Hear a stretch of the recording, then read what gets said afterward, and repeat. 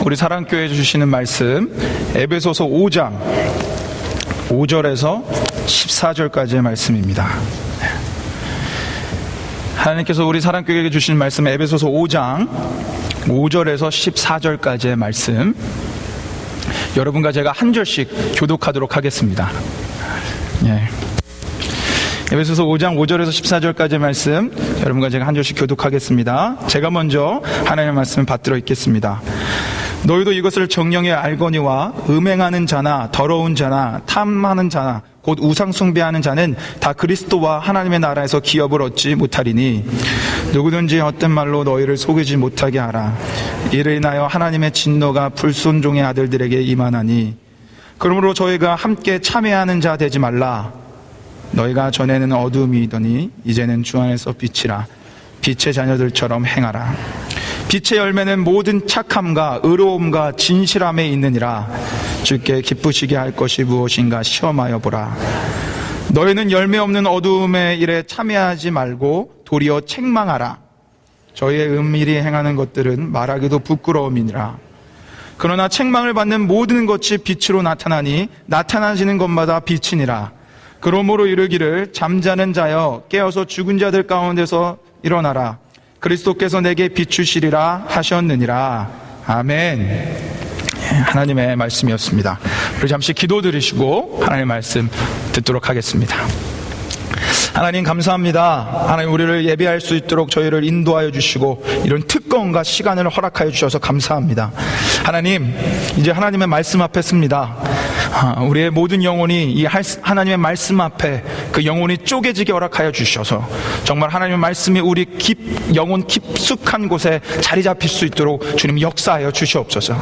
하나님의 말씀만이 이 시간 증거되길 소망합니다. 주여 말씀하여 주시옵소서. 감사드리며 우리의 모든 것 되시고 왕 되신 예수 그리스도의 이름으로 기도 올려옵나이다. 아멘. 감사합니다. 오늘 이렇게 오신 여러분들을 진심으로 환영합니다.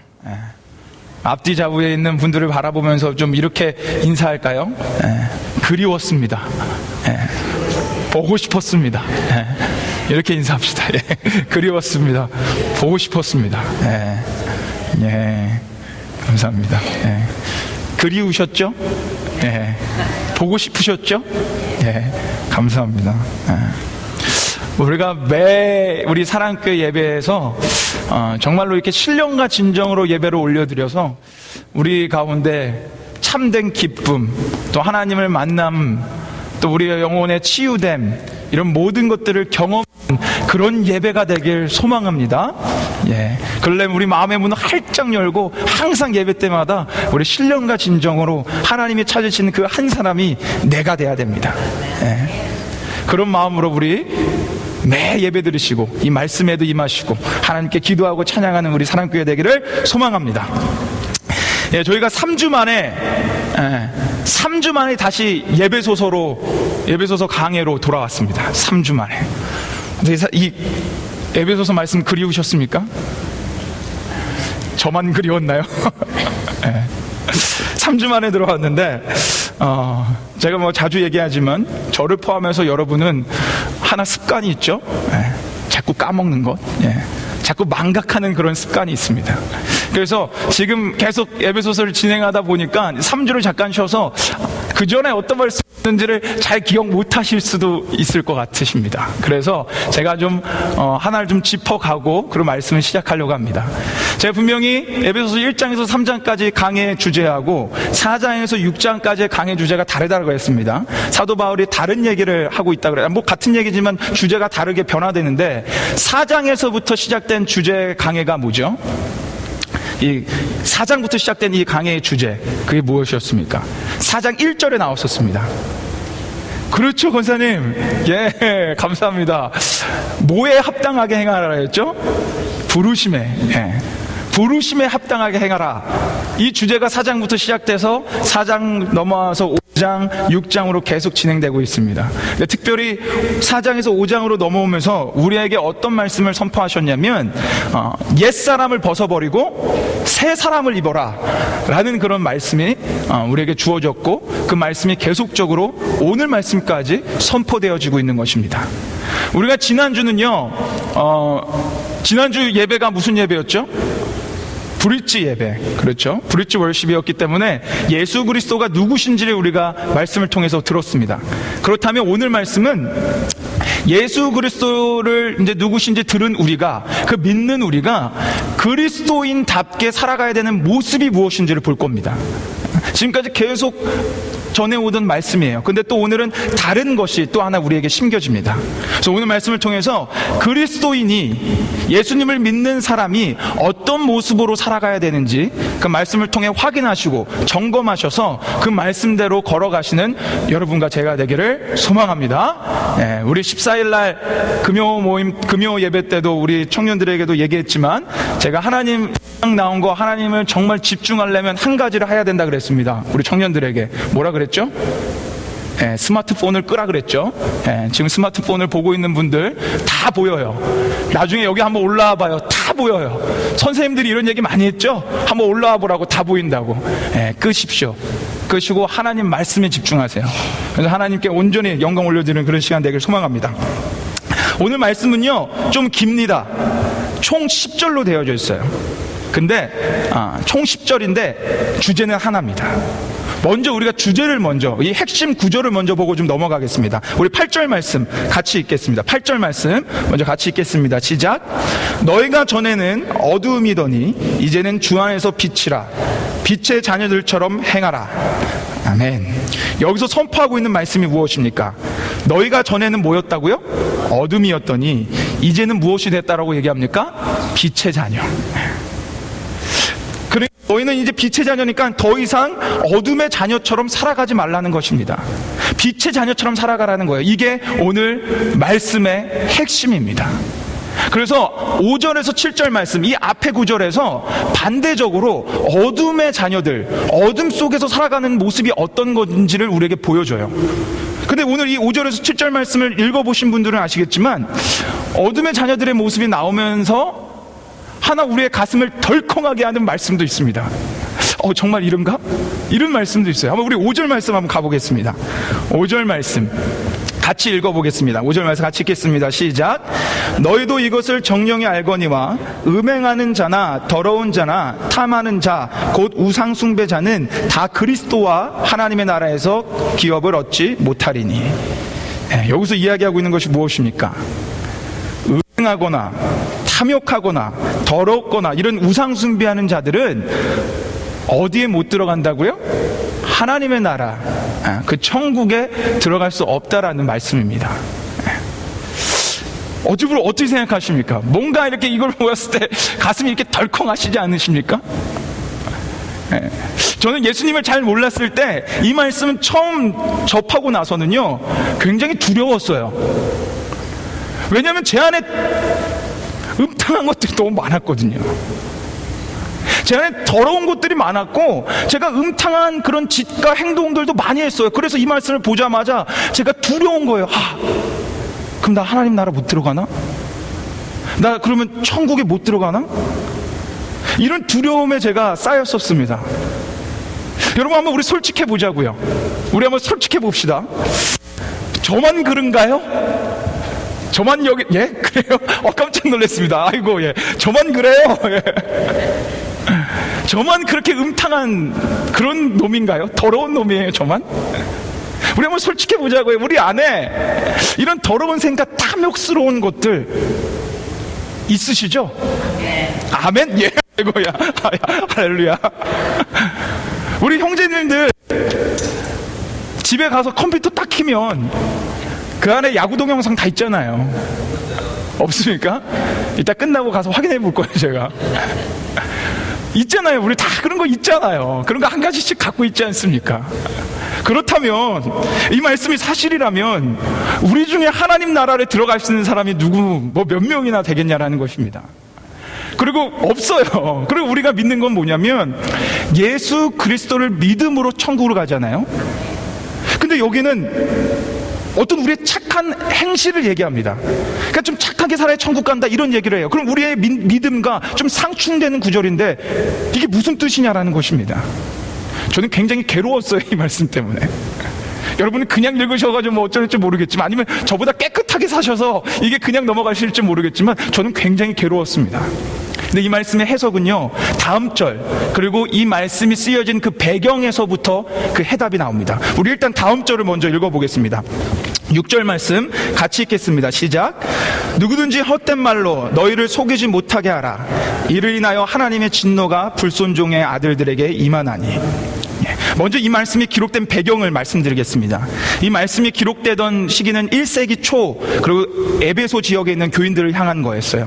근데 이 에베소 지역에는요, 이때 당시 다이아나라는 여신을 숭배하는 그 신전이 있었다고 합니다. 다이아나라는 여신을. 이 다이아나라는 여신은요, 풍요의 상징이었어요. 그래서 이 여신을 믿으면 자녀도 잘 낳고 잘 살게 된다라는 그런 신념들이 있어서 이 여신을 믿었다고 합니다. 근데 안타까운 건 이 여신을 숭배하는 방식이 안타까웠어요. 크게 있었습니다, 그 신전이. 근데 그 신전에서 여자들이 있는데 숭배를 어떻게 했냐면 그 여자들하고 성행위를 하는 게 숭배의 하나의 모습이었어요. 그 여자들하고 성행위를 해야지만 풍요로운 삶, 그리고 그런 아주 그냥 뭐 자녀도 잘 낳고 이런 거를 얻을 수 있다라고 믿었습니다. 그래서 이때 당시 예배소는요, 굉장히 타락한, 도덕적으로 완전히 타락한 지역이었습니다. 음행하는 것이 아무것도 아닌 것처럼 그냥 일상화가 됐어요. 그래서 많은 사람들이 이 에베소 교인들에게 향하여 이렇게 얘기한 겁니다. 야, 음행하자. 음행하면 너희 풍요로운 삶 살 수 있어. 이렇게 유혹한 거예요. 그리고 뭐라고 또 얘기했냐면, 음행해도 괜찮아. 우리의 신이 원하는 거잖아. 그렇게 너네가 음행을 하고 여기 와서 같이 성관계를 하면 너희 천국에 갈 수 있어. 이런 얘기를 한 것입니다. 그래서 지금 6절 말씀에 그것을 너무도 잘 알고 있었던 사도 바울은 그곳에서 3년 동안 머물렀었거든요. 그 상황을 너무도 잘 알고 있기에 에베소 교인들에게 경각심의 메시지를 전하는 겁니다. 그들 어둠의 자녀들이야. 너희도 전에 그랬잖아. 너희도 전에 그냥 음행이 아무것도 아닌 것처럼 했잖아. 그러나 이제는 너희가 빛의 자녀가 되었으니 이제는 너희가 죄가 뭔지를 알아. 그러니까 그들의 사탕 발린 말, 속이는 거짓말 믿지 마. 그리고 빛의 자녀처럼 살아가라. 이 얘기를 하고 있는 겁니다. 이 얘기를 하고 있는 거예요. 그냥 음행하고 이런 걸로 말미암아 하늘나라에 못 간다는 게 아니라, 음행하는 것, 더러운 생각 자체가 오케이, 그건 아무것도 아니야 라고 생각한 그 자체가 문제라고 지적하고 있는 것입니다. 여러분, 이처럼요, 여러분과 저는요, 이제는 어둠이 아니라 빛의 자녀가 되었습니다. 우리가 어떻게 빛의 자녀가 된지 아십니까? 하나님께서 빛이시기 때문에 그래요.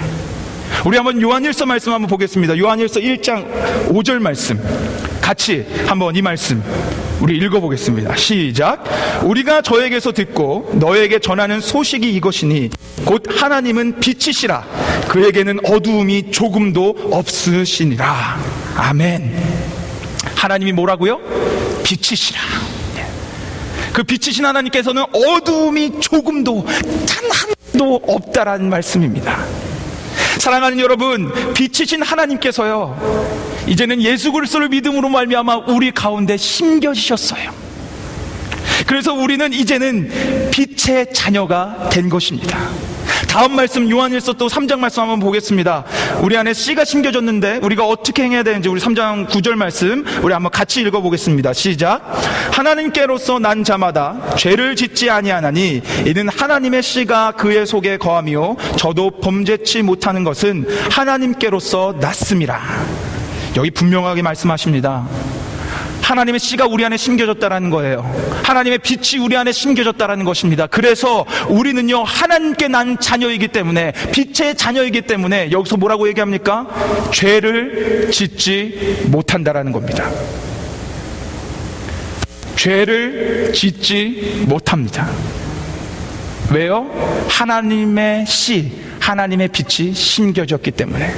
근데 여기 또 한 번의 갈등이 생깁니다. 왜냐? 솔직해 보자고요. 오늘 여러분 죄 안 짓고 살아가십니까? 365일 24시간 내내 하나님의 말씀대로 살아가십니까? 그렇게 당당하게 말할 수 있는 사람 한번 손들어 보십시오. 괜찮습니다, 나 그렇게 살아갑니다 라고 생각하시는 분 손들어 보세요. 나 죄 안 짓습니다, 나 당당하게 저 그렇게 손들 수 있습니다, 거룩하게 살아갑니다. 그럼 손들으실 수 있으십니까? 못 드시죠? 전 든 게 아니에요. 저도 못 듭니다. 이 말씀 또 한 번 걸려요. 하나님의 씨가 심겨진 사람, 빛이 심겨진 사람, 죄를 짓지 않는답니다. 그러면 우리는 빛이 심겨지지 않은 겁니까? 근데 이 말씀은 잘못되진 않았지만 한글 번역에선 한 글자를 빼먹고 번역해놨어요. 영어로 한번 보십시오. 영어 첫 번째 뭐라고 나옵니까? 첫 구절에 보십시오. No one who is born of God will continue to sin. continue가 빠졌어요. 무슨 얘기냐? 이 말을 제대로 해석해서 말씀드리면 하나님의 씨, 하나님의 빛이 심겨진 자녀는 계속적으로 습관적으로 죄를 짓지 못한다라는 겁니다. 하나님의 빛이 심겨진 자는요, 계속적으로 내가 죄의 자리에 머무르지 못한다라는 거예요. 그래서 정말 하나님의 빛이 들어온 자는요, 어둠 가운데 있을 때, 내가 혹은 죄에 넘어지고 뭐에 넘어질 때 어떻게 하는지 아십니까? 마음에 괴로움이 일어납니다. 마음에 죄책감이 일어나요. 근데 어쩔 수 없이 막 어떤 마음의 한탄함이 일어납니다. 그래서 때론 하나님도 제대로 부르지 못하는 상황까지 놓여집니다. 왜냐하면 우리 안에 하나님의 씨가 심겨졌기 때문에. 그래서 이제는 아까 에베소서에서 말씀하셨던 것처럼 어둠이 어둠인 줄 아는 거예요. 그리고 이 안에 빛으로 심겨지신 하나님이요, 어둠이 몰려오잖아요, 자꾸 반대하시면서 빛을 뿜어내시는 겁니다. 너 저리 가, 너 저리 가. 근데 우리의 연약한 육체 때문에 넘어질 수도 있습니다. 그때 우리는 괴로운 마음이 생기는 거예요. 우리 하나님의 씨앗이 있기 때문에. 그래서 여러분 한번 여러분을 잘 평가해 보세요. 내가 계속적으로 죄 자리에 머물고 있는 사람인가, 아니면 그때마다 다시금 일어나서 하나님께 나아오는 사람인가. 이게 하나님의 사람인지 아닌지를 측정할 수 있습니다. 내 안에 씨앗이 심겨진 자는 절대로 어둠 가운데 머물 수가 없습니다. 오늘 이 말씀을 에베소서 5장에서 8절 말씀 통해서 사도 바울은 우리에게 얘기해 주고 있는 겁니다.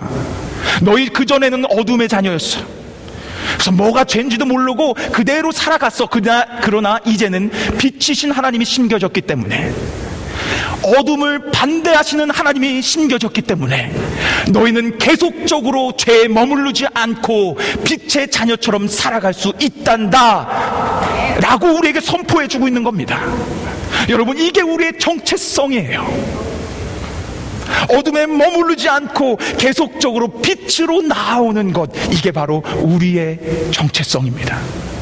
그러니까 여러분, 오늘 말씀을 듣고 하나 위로를 받으세요. 내가 너무 죄 넘어지는, 그래서 내가 괴로운 사람이 있으셨습니까? 저는 정말 괴로웠거든요. 저는 하나님의 사람이 아닌 줄 알았어요. 얼마나 괴로웠는지 모릅니다. 근데 여러분, 그게 하나님의 사람이에요. 여러분의 스트러글링이 일어나는 것, 내 안에 갈등이 일어나는 것, 그게 하나님의 사람이라는 증거입니다. 그러니까 여러분 기뻐하셔도 돼요. 기뻐하시고 이제는 하나님의 빛 대신 하나님을 믿고 그분이 반대하시는 그 삶으로 살아가시면 됩니다. 그러면서 아주 중요한 말씀을 9절에서 14절까지 아주 중요한 신앙의 두 가지 원리를 우리에게 주십니다. 이거는 여러분, 제가 원래 이런 말씀 잘 안 드리는데 오늘은요, 적으세요. 이 두 가지 원리는 적으십시오. 왜냐하면 너무도 중요한 하나님의 말씀이기 때문에 그렇습니다.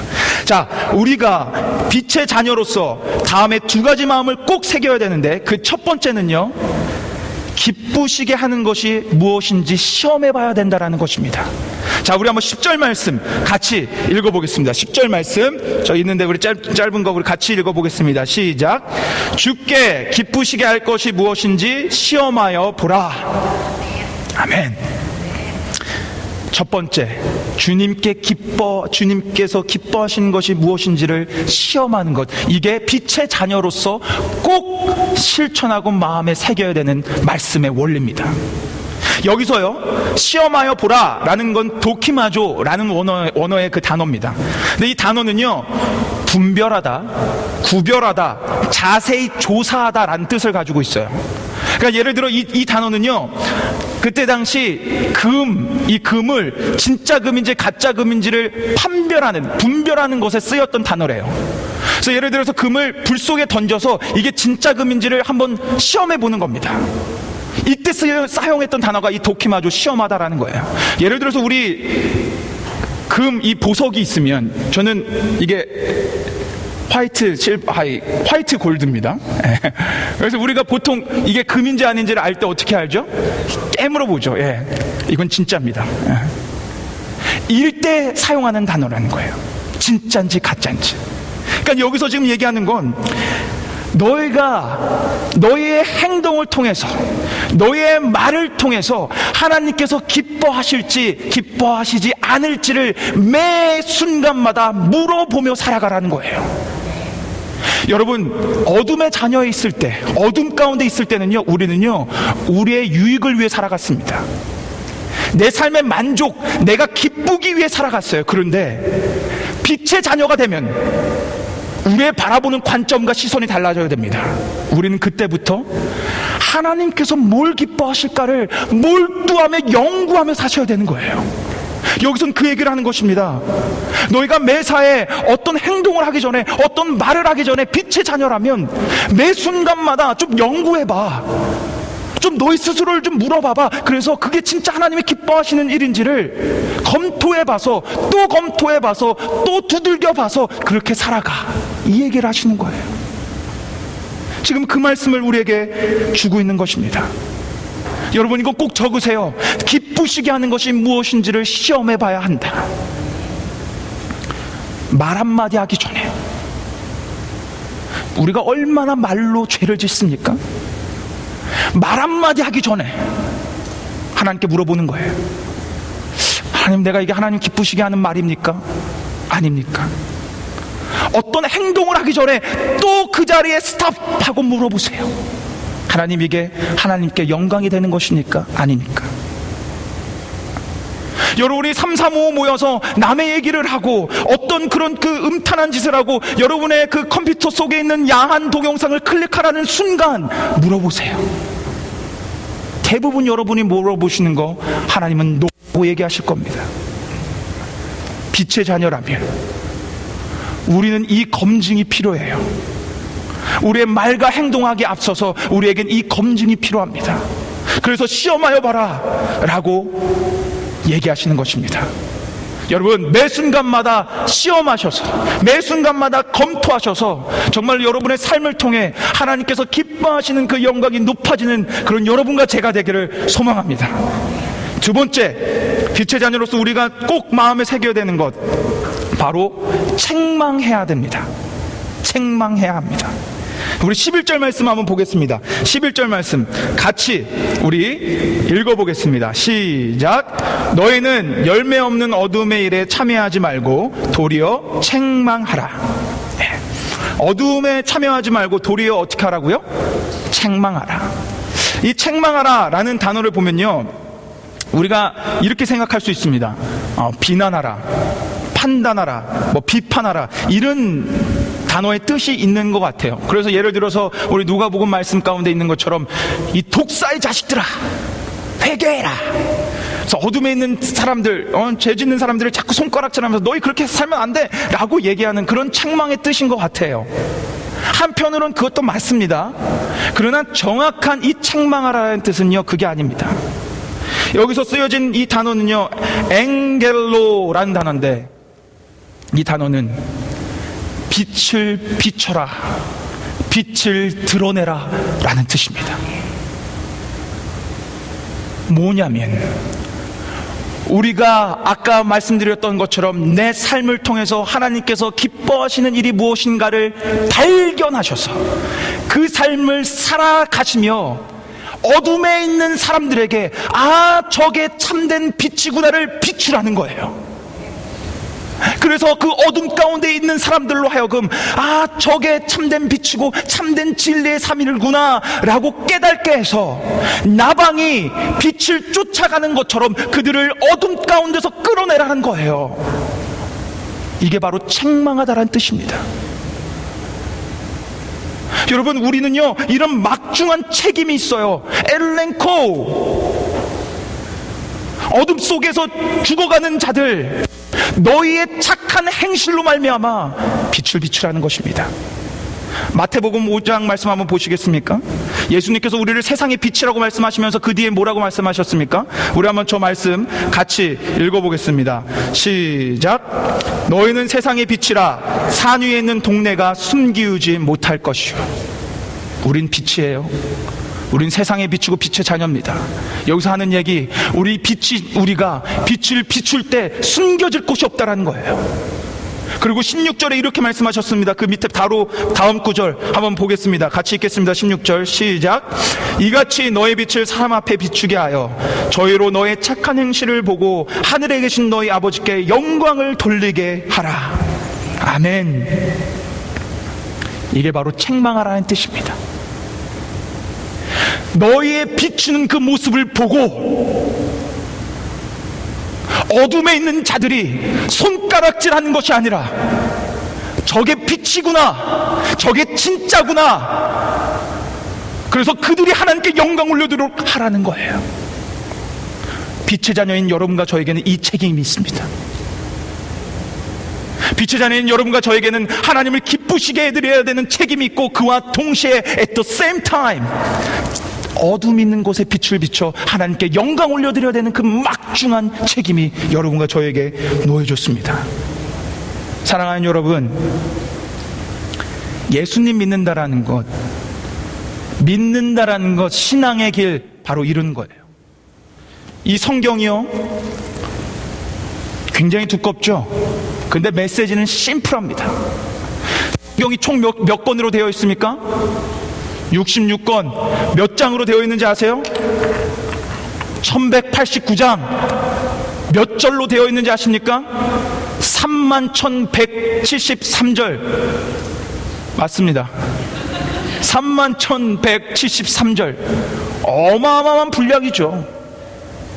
근데 이 분량이요 2000년 동안 쓰여졌고 40여 명의 이 저자가 달라요. 그런데 메시지는 심플하고 동일합니다. 동일한 메시지가 창세기부터 요한계시록까지 적혀 있어요. 뭔지 아십니까? 하나님께서 이 땅의 주인이시라는 거예요. 하나님께서 창조주라는 것입니다. 그런데 인간의 잘못으로 이 땅에 죄가 들어왔어요. 세상이 타락하게 됩니다. 그래서 그것을 깨끗게 하시려 그분의 독생자 예수 그리스도를 보내십니다. 그래서 이제는 누구든지 그분을 믿으면 구원받는 하나님의 자녀가 됩니다. 그리고 그분은 언젠간 다시 이 땅에 오셔서 우리를 새롭게 이 나라에서 자정하여 다스리며 하나님 나라의 백성으로 아주 아름답게 살아갈 수 있도록 인도하시고 오실 겁니다. 근데 메시지는 거기서 끝나지 않습니다. 하나님의 성경 말씀은 거기서 끝나지 않아요. 그리고 그 다음이 있습니다. 뭐냐? 너희가 그런 하나님의 백성이 되었니? 그렇다면 이제 너희 안에 심겨진 빛, 너희 안에 심겨진 사랑을 전하며 살아가라. 그래서 내가 이 땅에 오기 전까지 이 땅을 하나님 나라를 만들어 가렴. 메시지가 이거예요. 여러분, 지금 이 짧은 시간에 창세기부터 요한계시록까지 제가 다 강의한 거예요. 이거 말고 없습니다. 여러분 이제 하산하셔도 돼요. 이제 하산하셔도, 아니 그리고 진짜 우리 주의 백성들은요 하산해야 돼요. 세상으로 돌아가야 됩니다. 그래서 세상 가운데 빛을 비추는 사람들이 되셔야 돼요. 교회에서 모여서 밝은 이 성경 가운데 그냥 빛을 비추는 것이 아니라 이 나가 하산하셔서 어두워져가는 세상 가운데 빛을 비추며 살아가셔야 됩니다. 이게 오늘 사도 바울이 목 놓아 여러분과 저에게 선포하는 메시지입니다. 오늘 말씀 다 이해가 가셨죠? 제가 한 이야기를 들려드리며 설교를 마무리하려고 합니다. 네, 오늘 설교가 참 편하네요. 왜냐하면 통역이 없다 보니까 통역이 있을 땐 제가 꼭 맞춰야 돼가지고 많이 해야 되는데 오늘은 참 편합니다.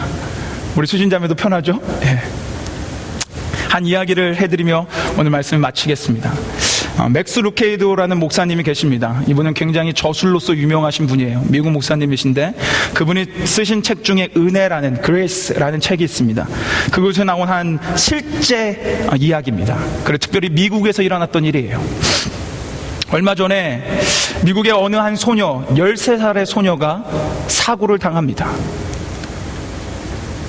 그래서 이 소녀가 죽게 돼요. 이 부모님들이 얼마나 안타까웠겠습니까? 근데 이 부모님들이 참 대단하신 것 같아요. 자신의 딸의 죽음을 헛되게 하고 싶지 않아서 자신 그 딸에 있는 모든 장기를 기증하기로 결정을 합니다. 그래서 원래는 처음에 식물인간이어가지고 이제 완전 사망 판단을 받았는데 이 기증을 다 남들에게 주면서 그 13살의 아이는 명을 다하게 됩니다. 그 전해준 기증으로 말미암아 수많은 사람들이 살게 됐어요. 그 중에 한 명이 동일한 나이 13살 아이에, 이분 텍사스에 있었고 그 피닉스에